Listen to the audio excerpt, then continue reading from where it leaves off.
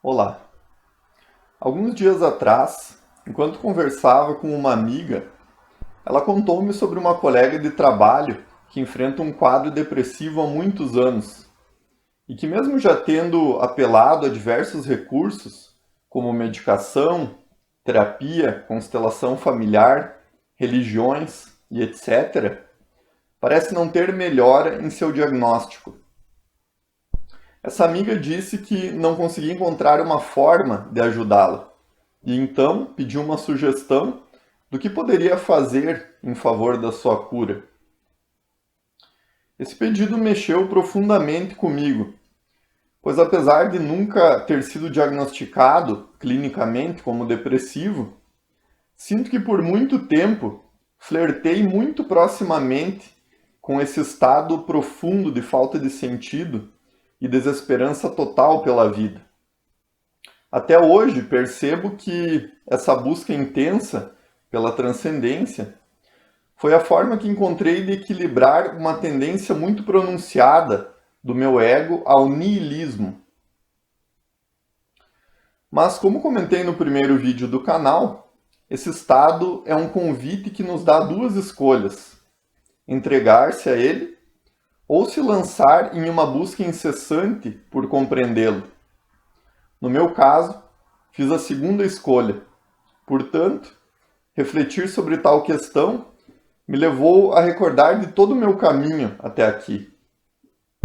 Por um momento, tentei ansiosamente encontrar no meu próprio caminho a resposta definitiva para solucionar o caso dessa pessoa, a conclusão tão ambicionada pela mente para todas as questões. Nessa tentativa, percebi que é relativamente fácil observar o que mudou em nós, mas quão difícil é identificar exatamente quando e precisamente o que foi responsável pela mudança. Ou seja, percebemos o efeito da transformação de modo mais explícito, mas nem sempre conseguimos associar com clareza as causas implícitas a ela. Por isso mesmo, conforme abdiquei do intento de oferecer uma resposta conclusiva e a mente aquietou-se, percebi que o único conselho que poderia oferecer seria: continue buscando todos os meios que puder para se reencontrar. Dei-me conta de que a cura está em não parar de caminhar, em não desistir de si mesmo.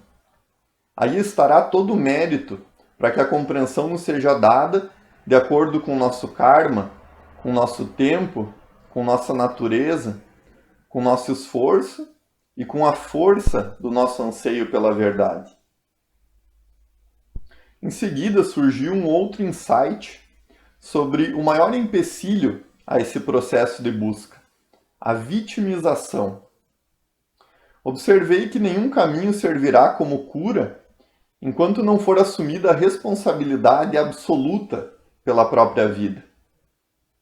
Nesse momento, senti, como reflexo do meu próprio caminho, que dentre todas as identidades possíveis condicionadas no ego, talvez a mais paralisante para a evolução espiritual seja justamente a identidade da vítima. Afinal, sempre que buscamos qualquer tipo de ajuda, seja pessoal, profissional ou institucional, com o intuito de transferir a algo externo a responsabilidade por nossa cura, felicidade ou bem-estar, nos colocamos na posição de incapazes, nos acomodamos em um papel passivo na nossa própria transformação. E assim, não criamos méritos legítimos para colher a verdade. Devemos, com certeza, buscar todo tipo de ajuda e recurso de que pudermos, mas não com uma mentalidade de fuga ou de transferência da própria responsabilidade.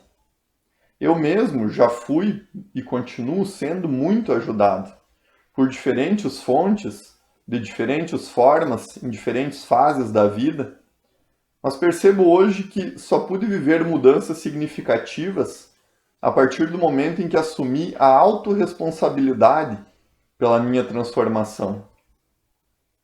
O auxílio externo deve ser apenas um meio de apoiar, mas não de promover a nossa transformação.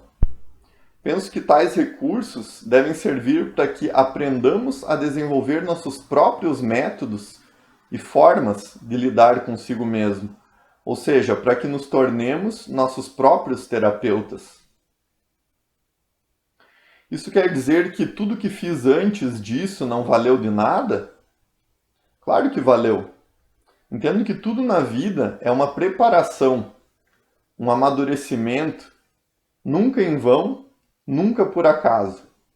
Até mesmo o tempo que vivemos na ignorância é uma preparação para que, no tempo certo, a verdade floresça, mas alcançá-la exige o mérito da busca, e a busca exige responsabilidade. Sem responsabilidade, talvez passemos uma existência inteira, ou mesmo várias, apenas nos preparando para a verdade.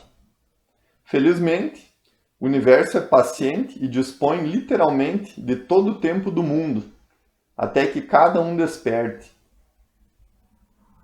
O fato é que, ainda que essa transferência de responsabilidade possa gerar um alívio transitório ao ego, não será capaz de promover uma cura efetiva e duradoura, dado que se sustenta no mecanismo de dependência do eu, conforme tratado em vídeos anteriores, sendo, portanto, vulnerável pela sujeição à variabilidade dos fatores externos que a sustentam.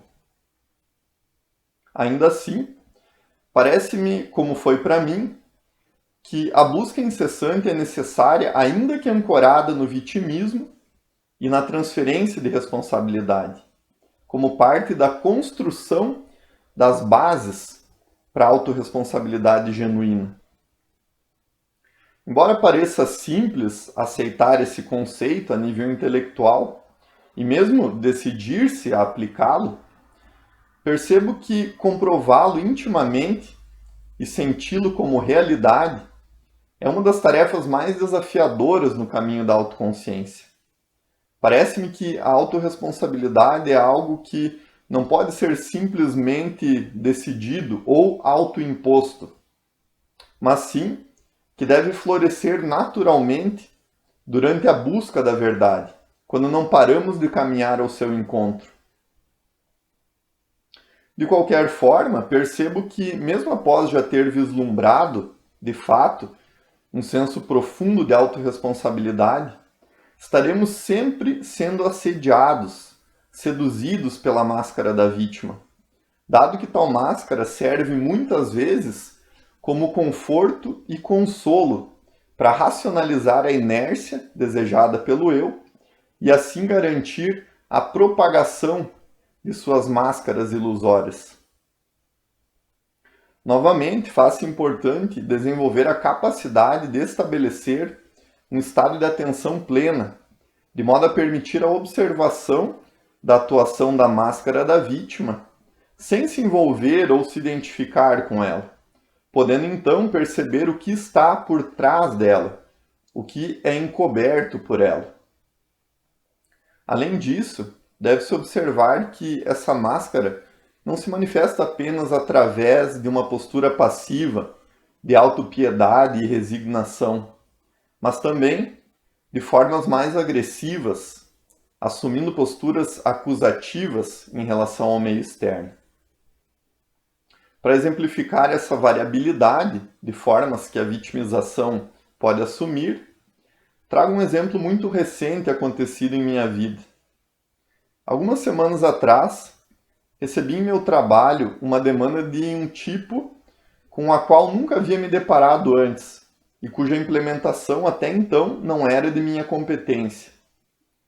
Ao iniciar esse trabalho e sentir grande insegurança e dificuldade sobre como desenvolvê-lo sozinho, ainda mais com um prazo urgente, fui tomado de um estado de raiva intensa por ter recebido tal demanda. Mentalmente, passei a acusar a instituição e os dirigentes por todas as suas falhas e supostos abusos, mesmo aqueles fatores que não possuíam relação nenhuma com tal demanda. Percebendo então o quanto meu estado interno estava alterado, concentrei-me em desacelerar a respiração, o batimento cardíaco, recuperar a consciência corporal e sair do estado de sonho sustentado pelo ego, retomando a atenção ao presente. Feito isso, com a poeira mental baixando, considerei que, se tal contexto é capaz de despertar uma reação tão intensa, é porque certamente reflete de volta para mim alguma sombra encoberta ou máscara muito dolorosa que não quero enxergar. Questionei-me então o que essa situação veio escancarar sobre mim. Percebi então que tal reação é uma defesa natural do ego para proteger uma crença de incapacidade que me acompanha há muito tempo. Esse condicionamento sempre me levou a evitar grandes mudanças e novos desafios, por ter como premissa a incapacidade de me adaptar e encontrar soluções perfeitas. Por sua vez, essa máscara de incapacidade, desenvolvida nitidamente em algum ponto da minha infância, encobre a confiança, a adaptabilidade e a criatividade intrínsecas à essência, que, reprimidas pelo ego, tornaram-se sombras, clamando por expressão. Assim, ao ter tanto as máscaras do eu quanto as sombras da essência confrontadas e refletidas por uma circunstância externa, foi ativada uma outra máscara, a máscara da vítima. Utilizando-se da raiva, essa máscara passou a apontar todos os culpados externos pela dor, que na verdade era fruto do próprio reflexo das minhas limitações, como um meio de negá-las. A partir do exposto até aqui, percebe-se então que, assumindo a postura da vítima, bloqueamos completamente qualquer possibilidade de enxergar em nós aquilo que nos impede de ser inteiros, de reencontrar nosso ser real. Por esse motivo, afirmei anteriormente que essa me parece a máscara mais paralisante dentre todas as máscaras possíveis, justamente porque, uma vez incorporada, bloqueia a percepção de todos os demais condicionamentos, dado que os encobrirá através da responsabilização de tudo que é externo a si. Hoje, assim encerro. Um grande abraço e até a próxima.